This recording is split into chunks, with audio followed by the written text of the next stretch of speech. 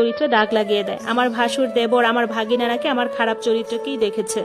তারা তার কাছে এরকম নালিশ দিয়েছে, যার কারণে সে 1.5 বছর আমার সাথে সম্পর্ক রাখেনি এবং আমাকে চরিত্রহীন কলঙ্ক দিয়ে ডিভোর্স দিয়ে দেয়। আমার সন্তানদের সহ আমাকে বাড়ি থেকে বের করে দেয়। আমি সাথে সাথে আমার বাবার বাড়িতে চলে আসি। আমার মাও আমাকে আমার সন্তানদের সহ ওই রাতেই বাড়ি থেকে বের করে দেয়।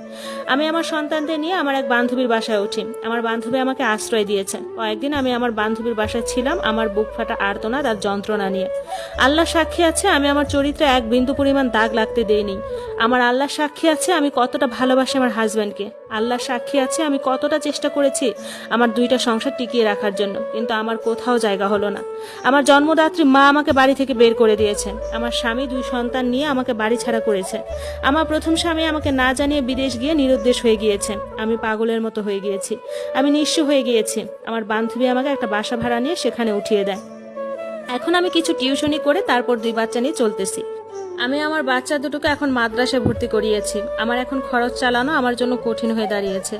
আমি বুঝে উঠতে পারি না আমার জীবনে কি আল্লাহ কোনো সুখ লিখে রাখেননি, কোনো রকম শান্তি রাখেনি।